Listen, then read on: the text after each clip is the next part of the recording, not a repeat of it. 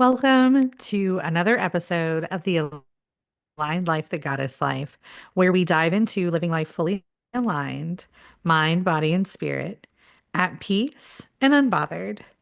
We are here for our latest episode of Roundtable, kind of catching up from last week where we had to miss. So, Layne and Ashley are at the table with me today, and we are going to dive into the ideas of provocation and liberation. I am so excited to hear your ideas on this, where this shows up in our spiritual paths and in our personal lives. Um, but oh, give me one moment because I believe we lost someone. Oh, there she is. She's coming back. Okay. So, I'm excited to see how this shows up for you all. I'm also excited to catch up with you guys. So, how have you all been? How is your week? I know Ashley and I talked about the weather that's coming towards her. But yeah, what's going on in your guys' life?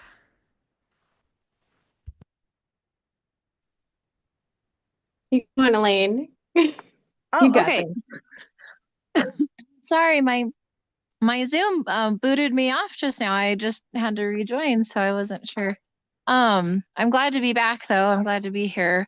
Um, I was thinking about um just this last week and how many big like just energy shifts I've been feeling, and I've been feeling them in my body. Not just like it's like a muscle restlessness and a tingling, but there's also been a lot of like waves of different emotions that have just been coursing through, and I've been just witnessing them and observing them. And the best I can describe it is I feel this propulsion into a new energy, and also these like little hooks, like little threads, like I'm thinking of like fish hooks on like fishing line, almost kind of like still holding on to some old energy patterns. And it's been really interesting to work through them because as much as I'm like an optimistic person and I see potential in where I'm going in my personal life and my microcosm, there are these little snags. And I just feel like I've been, like fine, as they hit like a pressure point, a pain point, removing them, giving them awareness and going, okay, so that's still a little hanging on there, and kind of doing a little bit of surgery. That's what last week really felt like for me. And if you've been keeping up with us, you'll know that the last time Hallie and I tried to record for our tarot talk, um, one of those situations showed up twice with my one of my kids calling from school not feeling well. And bless his poor little ADHD heart, when it comes to physical bodily sensation things, they just feel really big to him in those moments. And so I'm recognizing this balance of you're a growing person and giving you autonomy, but also still being there as mom, and just find striking a new balance as we're moving into wherever this is going. There's a lot of exciting potential energy, but there's also a lot of fear of change kind of wrapped into it. Yeah, yes, I agree, and I think that that has been a very, very large point for most of the people over the last like week or so. It seems to be a very collective energy that we're all making this huge shift. And I've seen people refer to it as feeling ominous, but that kind of also goes into that idea of fear of change too. Um, and Ashley and I were just talking about how there's different ways for us to look at a lot of the different things that happen in our lives and the different avenues that we take. And this feeling of impending doom, there's still alternate ways to deal with these things. There's still ways to transmute it into other energies and other facets of your life. And I think that is a lot of the energy that's showing up for people right now. Yeah, I stumbled across and part of that is like what is going on with social media and TikTok. And before TikTok did its interesting flip flop, I saw someone talking about assumptive reasoning. And in terms of like CPTSD and trauma, you hold the brain is great at putting together certain patterns, always for us based on the past experience, right? And so, especially like if you think of someone with trauma from like, an abusive relationship, she used the example of like your partner walks in the door silent. Assumptive reasoning would tell you you're no longer safe. Is there something I did wrong? Is he mad at me? Et cetera, et cetera. But I was able to also take that and kind of translate it a little bit broader because we do engage in this assumptive reasoning. Like, when's the other shoe gonna drop when I have this feeling of uncertainty and may it be like an impending doom? But that assumption is not always representative of what is current reality. We can kind of manifest that based on our reaction to, but to not assume the worst, to not assume the other shoe is going to drop and acting in that way, if that makes sense. I think it makes sense. Um, I agree with that also, because as a person who has a lot of history with trauma, that is absolutely how my brain has worked for the majority of my life. And it wasn't until I decided to take back that power, that control, that as I was going through those thought processes, I like had to say, stop. Uh, but we're not doing that this way. And there's also I keep referring back to this class I'm taking because so much of what we're talking about fits with it. But there's this idea of assumption and assimilation that we develop typically in our formative years as children. And it's the whole thing where you see a furry animal with a fuzzy tail and it has four legs and it kind of hisses at you, and your brain tells you it's a cat. But then you start to notice how bad it smells and you realize it's a skunk. And because your brain is assuming that you're going to have an interaction with a cat, but you then have to assimilate that, okay, this may sometimes walk like a cat and talk like a cat, but it may not be a cat. And Right. that's when we come to that it's like the equilibrium state of understanding. It's very interesting. It is, especially when, like, I've had a previous toxic, emotionally abusive relationship. I've done the work. I'm now with a partner who I know is upholding and honoring me. So if he is to walk in the door quiet, silently, there's a tone, you can feel the energy to the assumption is not to fall back on, is it something I did? Is it going to come back on me? To shift the assumption to, well, he must have had a rough day. Maybe something else going on, and it really takes some effort at first to shift out of that and assume it's not you. Or, that's just my example, but that's kind of the feeling I'm getting with this energy, is that something's going to happen and it's not going to be good, but what if, because we don't know, something's going to happen that's going to open an opportunity and I miss it because I'm assuming other. Yes. And I think that fits, correct me if I'm wrong, Ashley, but I think that fits directly into this idea of provocation and liberation that we're about to dive into. It really does. I was just like laughing internally because you know everything that we're talking about, right alongside that provocation versus liberation. When we get really comfortable, it takes the provocation, that shock that makes you realize that that is not exactly what I thought it was going to be. To stop and actually think and realize and become aware of the perception and the assumptions within it that we're operating in the background, and then make that decision to adapt and adjust, right? Oh yeah, absolutely. And it takes that, like you said, it takes that level of thought that comes from the provocation in order to do that. I like it. I like the way you worded that.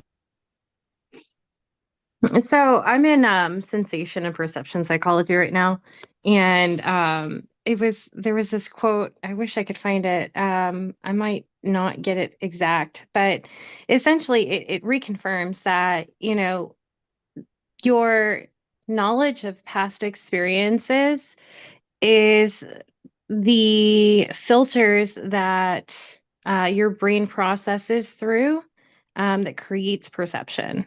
So when you receive that stimuli, right, all of the information is then transmitted to the brain. The brain checks for previously stored information that's acquired through knowledge and experience, and then it perceives that sensory information based on that what has been previously stored. So when it comes to trauma and triggers and, just past experiences that weren't all that pleasant, it's that moment of provocation where the bear suddenly pokes you and you're like, whoa, hold on, what's going on? That gives us that opportunity to liberate ourselves from those past experiences, from those belief systems that may not be aligned to where we're going or where we want to be. Um, and without it, you just kind of get stuck in this space of comfort and complacency, and you don't really have a reason to change. Yeah, I can I see that with like, work life. You might find a job that covers your basic necessities, but it doesn't really inspire you, but you're comfortable and you know that you want to do more, and so you want to level up, if you will, and until there is this like provocation to get you to kind of jolt you into like, well, the what ifs, you know and with that there can be some loss, right? Like the fear of losing that stability, but then there's that what if potential. And I'm drawn to the reminder that I give myself often. Actually, I don't know where we learned this, but fear and excitement are the same physiological response in the body. And so you can kind of channel that by recognizing that I'm having a physiological response to the situation. Um, but I'm going to look at it as excitement versus fear. Yes, absolutely. I like to call it anticipation, because there's that eagerness, right? Where you don't really know what to expect. And that can feel scary, but it can also feel exciting. So I always like to like frame it as this anticipation, this eagerness. I'm not nervous. I'm eager. I want to see what's going to come. I want to figure out what new thing is going to show up. Yeah. Yeah. And I'm also called as a reminder to tell people as a performer, a musician, I have worked really hard to overcome stage fright from the point where I remember like my knees literally knocking, standing in front of, and for a performance. That feeling though, it doesn't actually go away. It's just I know now to channel it. I know now Mhm. what that feeling is, and to move through it or with it, with that it's an excitement, it's an anticipation, right? And it doesn't have to become debilitating. I can move through it. I kind of have that same feeling right now energetically, and I don't really know where it's going with my personal life, but there's an anticipation. I described it as my soul senses something on the horizon that my little human body cannot yet see. And it's just standing on its tiptoes, waiting for that thing to peek out from the other side of the horizon. Yeah. It's always such an exciting feeling for me. Uh when our body has that physiological response. And this is coming from a person who like struggles with anxiety sometimes. But it's so interesting that you bring up that they have the same physiological response, because I'm also what some would call a thrill seeker. And that's part of my impulsivity and part of what feeds into like ADHD is that adrenaline and endorphin response that you're looking for, which is the same thing that we're talking about when fear and excitement has the same physiological response within the body. The same hormones are being secreted. And so it's so interesting. So let's think of it also in the forms of like a person who is at a theme park. You have the people who absolutely will not ride roller coasters, and then you have the people who will only ride roller coasters. And those people Right. are actually going through the same chemical imbalance or balance in their body to make two different decisions. And it's so interesting to watch because the whole reason why you're nervous is because of that release. But those people are going to find that release. Like that's the whole point of it. Yes, I recently took my son to a carnival, and it was one of these rides that went up and around like a Ferris wheel, but you end up upside down at the top, right? So the car stays fixed, right? And at one point halfway through the ride where we were facing forward through the rotation, it stopped in the middle and went backwards. Now, I knew that this was going to happen because we'd stood in line and watched it, and I was excited to ride the ride. And at that moment where it went backwards, that physiological response was so strong that it made my legs shake. And I had to do like an active, like quick meditation, be like, I'm having fun. This is exciting, because my goodness, the way my stomach fell and the fear, like caught up with me, or that physiological response really caught up with me.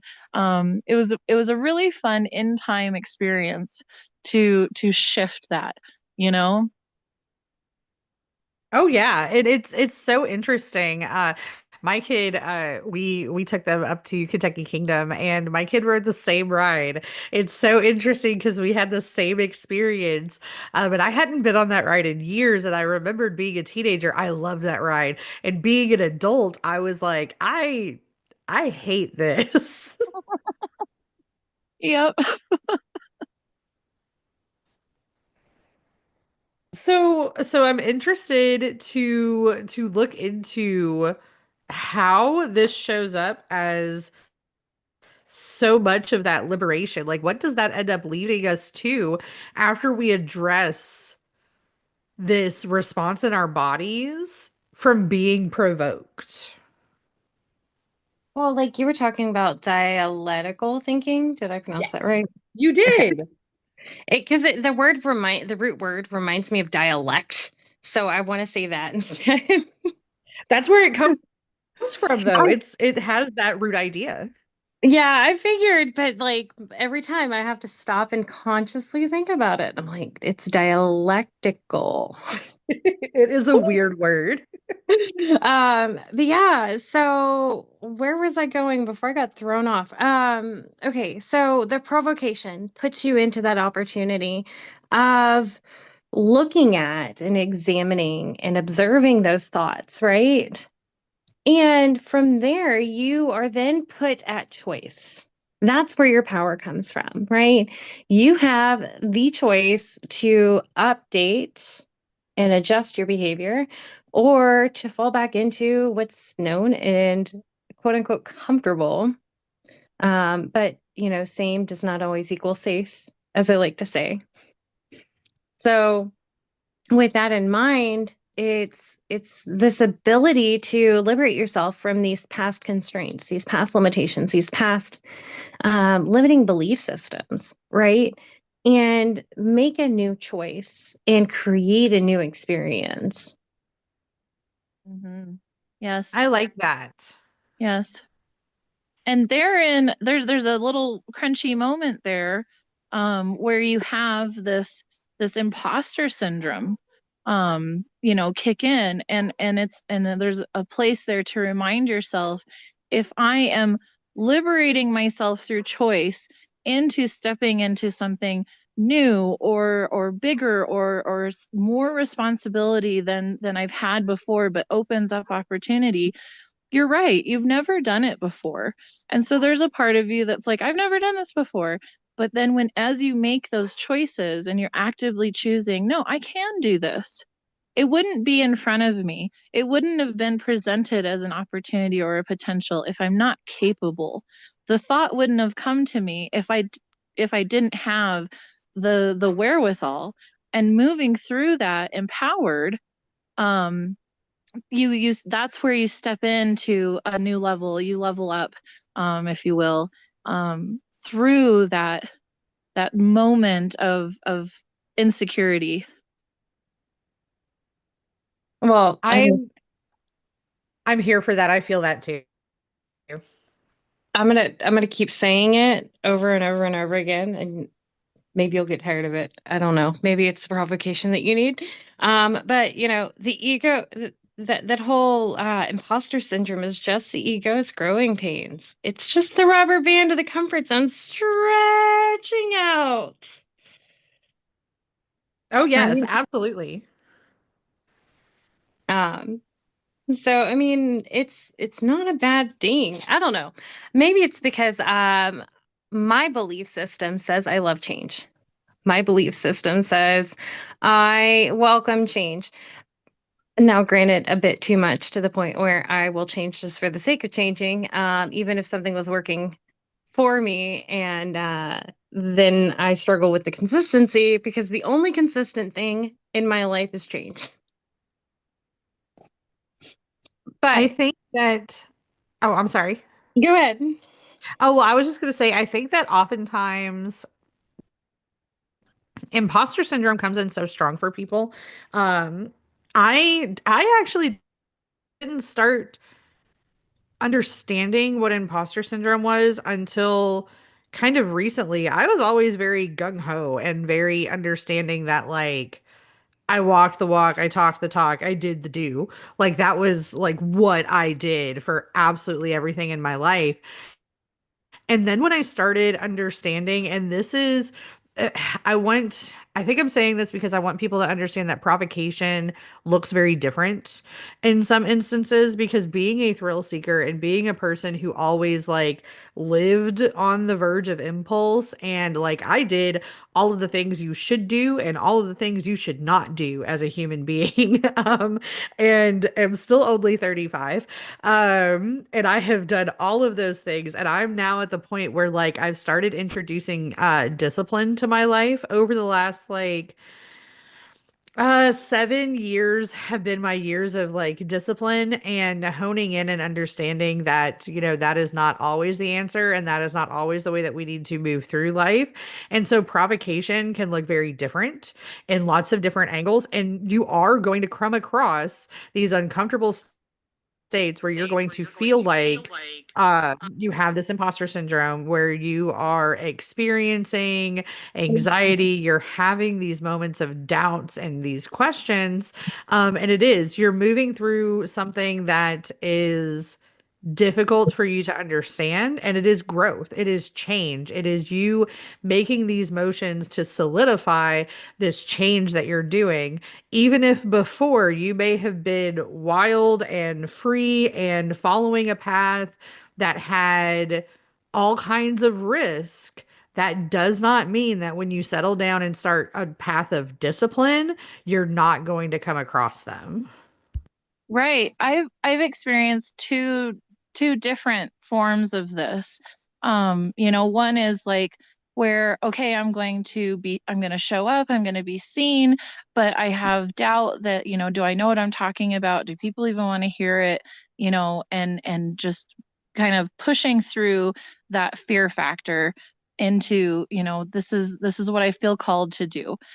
The other one is that I took a big risk and all the signs, all my guides said, this is the way to go. And I'm following it and I'm following it and I'm trusting it. And then developing like this deep um physical like sickness almost like nausea where I'm like, but I'm doing the things I thought, and I'm having insomnia. That was a provocation too, where my guides were like, you took it to the fullest extent, but there is no further to go on this path. And you have to just stop and readjust. Both of them are nerve-wracking, but they felt very radically different. Yes. They are. They're very radically different, but it's like it's kind of like what we were just saying about adrenaline and endorphins and how they show up as both fear and excitement. They're two sides of the same road. Yes. Yes. And then we come back to where we're kind of starting the year with building your intuition and trusting it, and listening to that. Like maybe you took the risk and you followed it through, but it doesn't feel right. And even though all the signs said, go this way, your body is just rejecting it. You're not sleeping well, you're not eating well. That's a provocation. That's listening into what it is. Or you're feeling comfortable with where you are, and you have like these ideas of, well, what if, bigger ideas, and yet, but I'm afraid to let go of the stability. Listening and tuning in, to yourself. And even if it has to come down to a pros and cons list, just so you can see it all written out, where I am and where I want to be, and what is the gap between them. Oh yes, and that goes so strong into the ideas of liberation. When we start listening to our intuition, moving into our higher self, closing that gap and really starting to follow those feelings, we're taking back that power, we're taking back that control, and we're finding our liberated selves after going through this point of difficulty. Um, Yeah, and it's entirely liberating to be a sovereign being who says, I don't have to know, but I have enough intuition and trust of self to allow this knowingness that's coming from the ether to allow me to take those steps and just see where it goes. It's super liberating. People may look at you like you're crazy, you're close family. Like, what are you doing? You got the degree, you got the job in your degree, and you're making a complete 180. What are you doing? But you trust yourself. It's super liberating. Oh, yes, absolutely. How has this shown up in your path, Ashley? So, you know, I always like look back to my time in the army, always putting myself into these situations that I've never lived before. Um, Very much feels like this whole fish out of water kind of experience where the fish is suddenly learning that it has to walk and learn how to breathe outside of the water, right? Um, and I always look at this energy of liberation as this like breakthrough, right? It's not this subtle shift. It's this moment of sudden breakthrough where you are that provocation energy pushes you beyond that limit, breaking past it to create that liberation. Does that make sense? That makes total sense. So, like, freedom is a choice, right? Freedom is your ability to choose anything that you decide. But liberation is literally this breaking free moment. And without provocation, without that push, it's hard to push against those boundaries of what you've lived, what you know, and what feels safe. Oh yeah. Well, and you don't often understand that you're in a difficult situation is the word that I'll use there. Um, for going back into like the ideas of like seeing how this shows up in trauma circles, or for people who have trauma. I just described how I was a big risk taker. I was not a person who thought that I needed any more type of discipline than what I already had, and that there was this freedom that I needed. And there was a hell of a provocation that came. To just tell a short story really quick. I was in a mutually abusive relationship. And we were having a very, very fun time under the influence of some extracurriculars. Um, we'll use those words for safety of platforms. But we were under the influence of some extracurriculars, and that they were mind expanding. And I looked at my partner at the time, and I literally came out of my mouth loud and to this person. I said, "What the F am I doing with my life?" And it was because I was going through this mind expansion. And if you choose to mind expand that way, that's all on you. I'm not going to recommend it to anybody, but I'm also not going to stop you. But it was a moment. This relationship was my provocation to get my shit together and learn that I needed to be the fish out of water because this bog had gotten real nasty. I was not liberating myself. I was keeping myself in unhealthy, both abusive to myself and to other people patterns. I was hurting the people around me. I was hurting myself. My partners were hurting me, and they were also hurting themselves. And it was time for me to find that liberation, and that relationship was the provocation for me to do so. Absolutely. It in some ways it is very much that moment of waking up, that sudden like snapping too, where you're just like, "W- how did I get here? What is going on? And why is this my life? I Yeah. don't want this. This is not me, you know, and that is very much that moment where you're able to choose that liberation and break beyond those boundaries.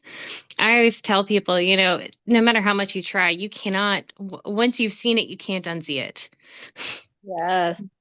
That's You can very squint and turn reminiscent in of, circles and close one eye and close the other, you're gonna still see it. yep, that's very reminiscent of when I woke to the fact that I was in a narcissistic, emotionally abusive relationship. It I once I saw it, I couldn't unsee it. There was no going back to the mutual codependent comfort trauma bond that I was experiencing for years. It no longer functioned. Um, yeah. Oh Yeah. yeah, and it that also feeds into that whole stigma of, and it is a stigma.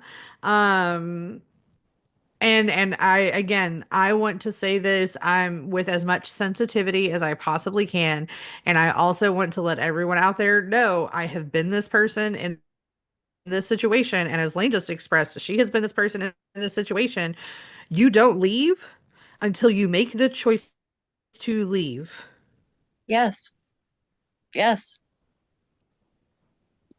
And we'll go in that circle for decades Mm-hmm. until we have been provoked to find our liberation. Oh, Yeah, I call it the toleration point. Like you've got to hit that point where there is so much discomfort that you cannot find another justification or reason or excuse to stay. Like it's we get so comfortable and so used to tolerating that it's just like our toleration line just keeps getting pushed further and further and further until it gets to the point where there's no more space. You cannot push any further. And that's that provocation moment where all of a sudden you're like, I'm done. I've had enough. Yes. yeah, Yep. and I've experienced this with work situations where, on from the outside, I couldn't put my finger on what was not good with it. But then there just came a morning where I woke up and was like, I just can't do this anymore. I quit. I, I don't even have an excuse really. This is done. Oh yeah, I used to work for a very large company, and I loved working for this company, and I worked for them for many years, and I had my first child while I was there, and I continued to work. I continued to love it. It was then acquired by another company, and a lot of things changed. And it wasn't that I was afraid of that particular change. I actually loved a lot of the changes that they were making.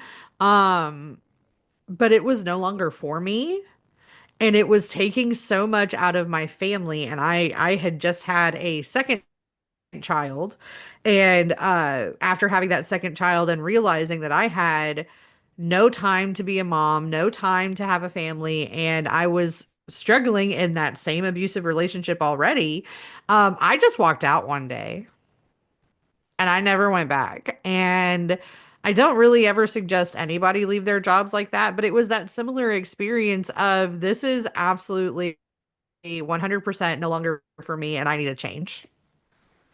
Mm-hmm. Liberation.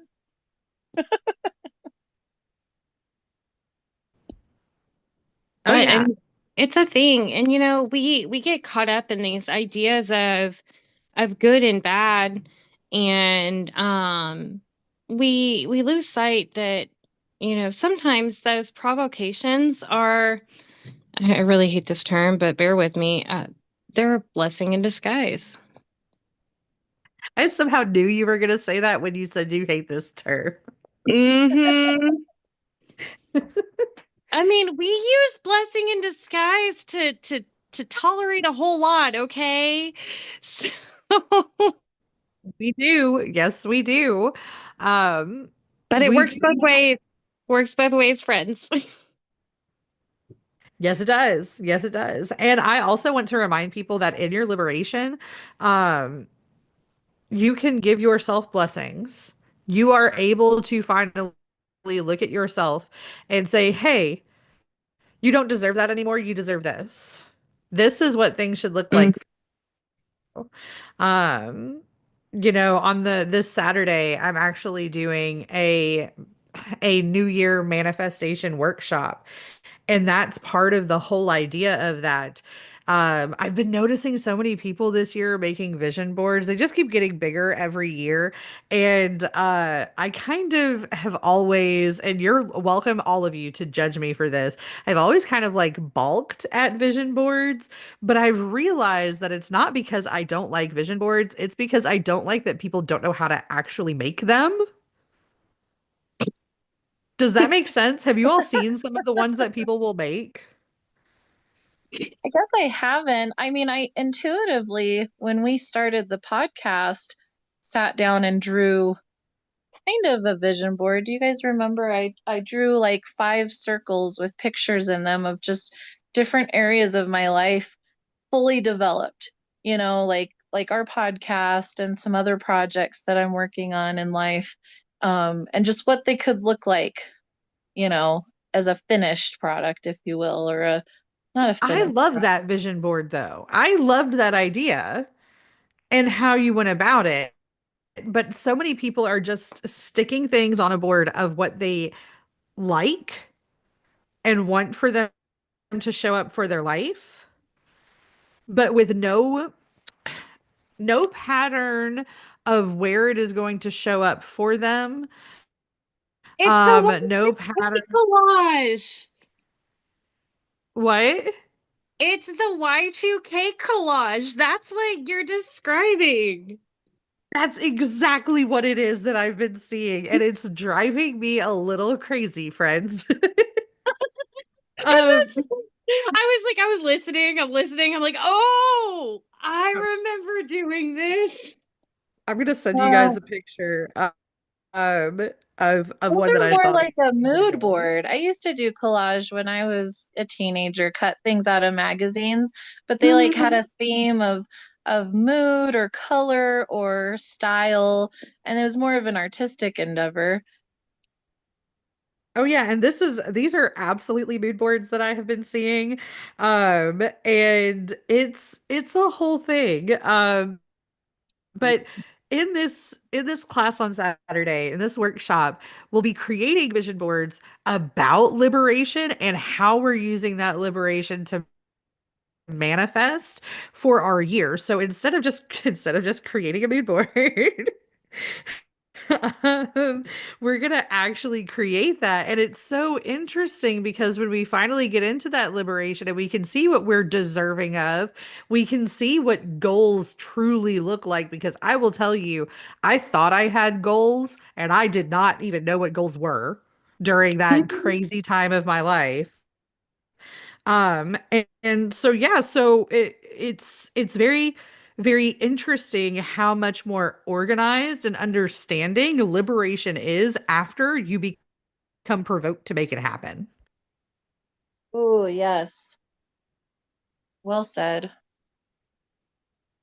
Well I'm said. gonna send you the picture of this quote unquote vision board in the chat. I will not share it with the general public. I'm sorry, people.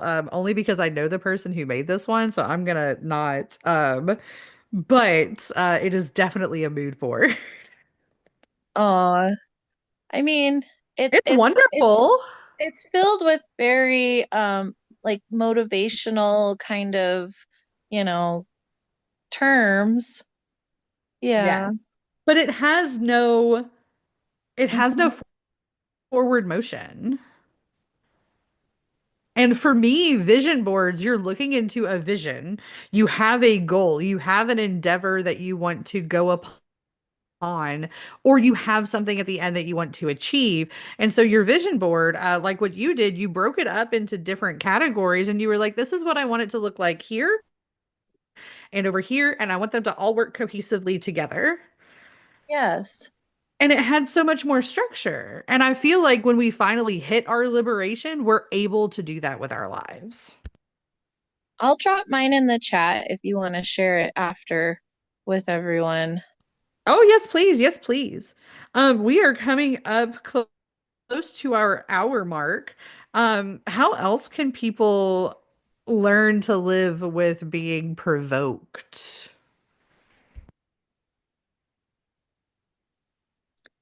I mean, I'll say it. If you're being provoked, the bear is poking you. Don't run. Stop and ask it a question. Why is it poking you? What is it trying to show you? You know, like it's not a bad thing. It doesn't have to be a bad thing, and it doesn't have to be scary.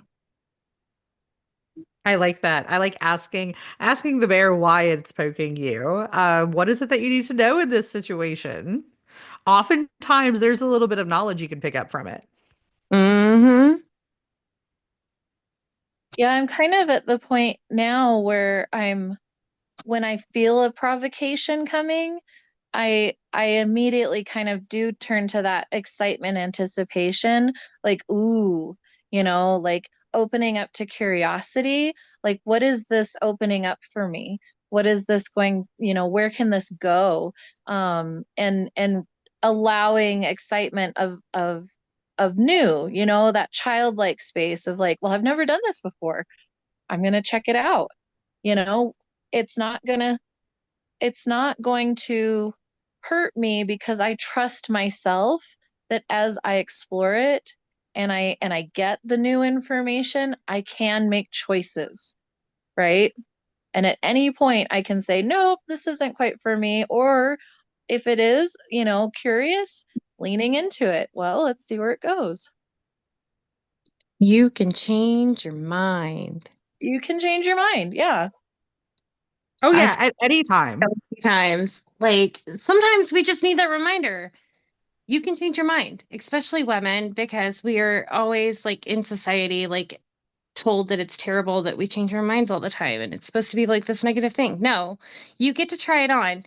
Life is like a ginormous clothing store. Go try it on. If it fits, then buy it. And if you wear it a couple times and you realize that the fabric is itchy and scratchy and just does not feel good on you, then go return it. Change your mind. It's fine. I like how you brought up that as women we're taught, like we change our minds all the time and it's a whole trope, they put it in like rom-coms and all kinds of other things, but we are creatures that are supposed to change. Oftentimes we hear we're creatures of habit. They're both true. Sometimes our habit is changing, like what Ashley said about her and her habit of changing. It's a thing that we need to make these changes. As humans, we learn very, very early in elementary school. There's a big word that we learn about how we have become who we are as far as a species and our place in the larger world. And that word is adaptation. Oh, I thought we were going Yes. for evolution. And evolution is also there too, but we adapt in the change and we're constantly evolving. We are, in fact, like the only species that constantly evolves every minute, every second of every day.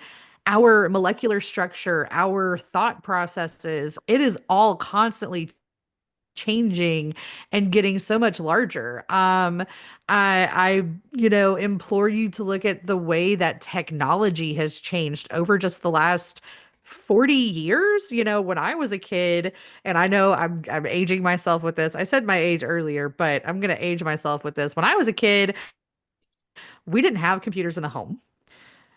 Not until I was like a teenager. And when my mom was a kid, there weren't computers at all. Like they just were not a thing that existed. And now we're in an age where we have computers on our person all the time. They're in our watches, they're in our glasses, they're in our pockets. And so this all came because of the evolutionary changes we make in our brains as human beings. It could not have happened without us. We can do the same thing with our lives, our relationships, our emotional responses. We're capable of doing that. And it's so powerful. Yeah. And there's so many tools, like the old trope of in when as I was growing up in math, like, well, it's not like you're gonna have a calculator in your pocket at all times. Well, Guess what, joke's teacher? on you, folks. Yeah, joke's on you. I sure do, and I use it. Got So provoked by that statement and said challenge accepted. yeah, yep. And now I can move through life a little easier because I can walk around with the calculator in the grocery store just to manage, make sure I'm managing my budget, you know? I love how you said provoked by that statement, Ashley, because we have been liberated. We now have the T400 or 800 or T83 in our pocket at all Well, times. when cell phones first came out, I had just got back from Afghanistan, my first deployment, and they put me in charge of setting up this old Y-pole tent. And you need a manual, right? We don't use these. We have these fancy little like pop-up, stick-up ones. You have a little stick and you put it on the little plastic spot and you push and it pops up. So we'd never learned how to set up these Y-pole ones, and they were like, "Oh, we'll just figure it out." And I, being the out of the box person that I am, was like, with my fancy new phone that I didn't understand why I needed to have all these things and all these apps, decided that I was going to look up this manual, pulling the model number and stuff from the tag on the tent, and I managed to find the actual manual for this and get the tent to the point where I needed additional bodies, and walked into the office and said, I need more people to do this. Here's the manual. It showed them my phone, and they were just like blown away. They were like, what? We have the access. Right? And I was like, maybe this isn't so bad after all. Oh yeah, I immediately leaned into cell phones. Cell phones totally for me were a liberation. And not only because of what you can do in those aspects, but communication and connection with people. I love connecting with people, and I am in constant connection with people all over the world at all of the times. I was one of those kids as a teenager. Like I went out, I rode my bike, I hung out with people. I was a troublemaker as a teenager, but I also, when I came home, spent just as much time on the internet causing trouble for the rest of the people in the world. Um, and, and that was like. part of tech for me, and I love it. So I'm a huge techie person, but like you got to remember like back then I deployed with a fancy top of the line brand new slider phone. Now if you don't know what a slider phone is because you're not old enough for this, it's like think of those old school Palm Pilots that you see in like the 90s movies. Uh and the screen slides upwards to reveal the whole like mini keyboard. That's a Yep. slider. I miss those phones. And that was brand new. That was brand new when I went to Afghanistan. And then we had these little brick Nokia phones, the invincible ones that never die, um, that we used to call home. So when I came back, all of a sudden smartphones were everywhere and you couldn't get anything but a smartphone. And I was really confused. I was like, what world did I just step back into? Oh yeah, it is pretty wild, friend. So, I do want to offer this perspective for our listeners before I get sidetracked on cell phones and technology. Um, Provocation is the contrast that gives life color. I love that. Say it one more time, please. Provocation is the contrast that gives life color. Yes. I Yep. think that that is so important for people to hear and understand because if we don't get provoked to make the changes, it's so bland, it's so black and white, and it does not move forward. It's a And it's whole different meaning to 50 Shades of Grey. well, and it's an opportunity for truth, you know, Mhm. things that maybe were under the surface that you didn't recognize were there, feelings, situations with other people, it would have continued to get swept under the rug until a provocation. Absolutely. Absolutely. And we are coming up on our hour mark, and I think that is a good place for us to I think that's a good thing for us to leave people with. And I know Ashley, I know I mentioned my workshop that's this Saturday, but Ashley, you've got one coming up too, right? Yeah, I've got a free workshop going on called Inner Inventories. It is February 2nd. And then right after that, February 23rd is the first iteration of Foundations of You, where you learn your needs, your values, who you are, what you stand for, and all that fun stuff. So each one builds on each other. I love that. And Layne, do you have any offerings right now? I know you're always doing readings. I'm always available if you're coming to, some crunchy crisis point and you just really need grounded perspective as well as that tapping into your Akashic or your higher self through your guides, bird's eye view on the situation and where you're at right now. I'm always available. I make it so that the session is one that you walk away feeling like you've gained the insight needed for your choices, your best next steps, as you're moving through whatever's coming up in your life. Oh, I love that. And for those of you, because I didn't go into specifics, my workshop this weekend, it is called Manifesting Your New Beginning. In this workshop, we'll be building what I call dynamic vision boards that reflect your personal aspirations and anchors your goals to your emotions, your values, and the things that you hold the most important in your life. We'll go through some shadow work tools, some clarity rituals, and bring a little bit of magic into your healing practice to set up that vision board to work for you. You can check us out on YouTube now because we're moving everything over to YouTube. We'll still be on Facebook Live for a good while. Like it will take a long time for us to do that. But we also have some talks of some other communities opening up in the work. So stay tuned and we'll keep you updated for that. Don't forget to like and subscribe to our channel. And thank you everybody for joining us. And thank you ladies for sitting at my table. I am always so excited to share this space with you. And there's some really powerful messages that we get out there to people. Absolutely. I Wonderful. look forward to Friday. Yes. Yes, yes. Yes, because we have Layne and I are actually going to meet tomorrow and we're going to talk about I know we're supposed to talk about stabilizing foundation, but I'm sure that we'll probably catch up on a few other notions that we haven't been able to hit on with the crunchy week of last week happening.